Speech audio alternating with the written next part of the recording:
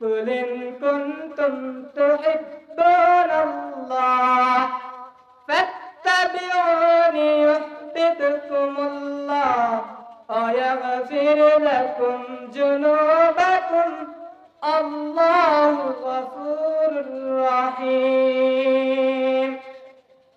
আল্লাহ পাক বলেন, হে নবী, আপনার উম্মতদেরকে আপনি জানায়া দেন, তারা যদি আল্লাহকে ভালোবাসতে চায় যেন আপনার অনুসরণ করে। তারা যদি আল্লাহকে ভালোবাসতে চায় যেন আপনার অনুসরণ করে। বিশ্বনবীর 4 জন চাচা ছিলেন, 2 জন ডানপন্থী, 2 জন বামপন্থী।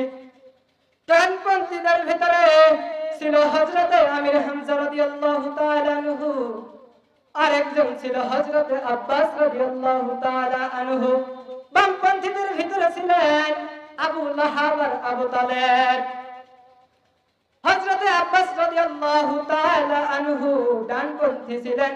তিনি বলেন, ঈমানের স্বাদ কেবল তারাই পেয়েছে যারা 3টা বিষয়কে মেনে নিয়েছেন।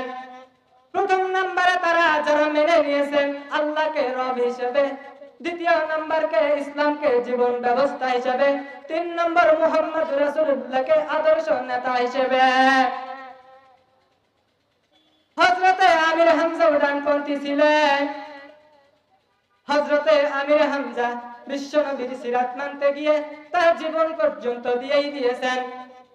হযরতে আমির হামজাকে উহুদের ময়দানে 70টা টুকরা করা হয়েছিল। 70টা টুকরা পাহাড়ের বিভিন্ন জায়গায় ফেলে দেওয়া হয়েছিল।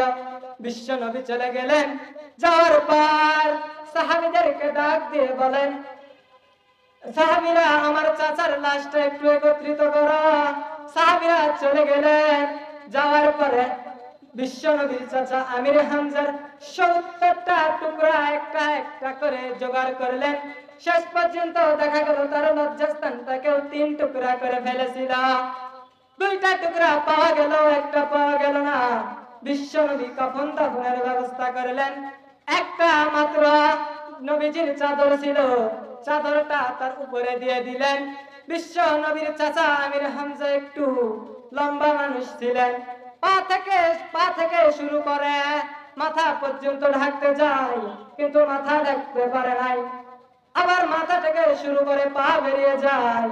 বিশ্বনবী সাহাবীদেরকে বললেন, সাহাবীরা তোমরা একটা কাজ করো, জঙ্গল থেকে বিভিন্ন লতা পাতা নিয়ে আসো। লতা পাতা নিয়ে আসার পরে বিশ্বনবী তার চাচার সমস্ত গাটুকু ঢেকে দিলেন। ঢেকে দেওয়ার পরে আল্লাহ পাকের কাছে বললেন, আল্লাহ গো, আমার চাচার উপরে আমি সন্তুষ্ট আছি। আল্লাহ, আমি এই চাচার উপরে সন্তুষ্ট, অন্তত তুমি আমার চাচাকে মাফ করে দাও। আল্লাহর নবী দোয়া করার পরে কাফন দাফন করার পরে চলে গেল। উহুদের ময়দানে যুদ্ধে তার চাচা শহীদ হয়েছিল তার সিরাতকে মানতে গিয়ে। 30 বছর পরে কারণে কবরটা ভেঙে গিয়েছিল।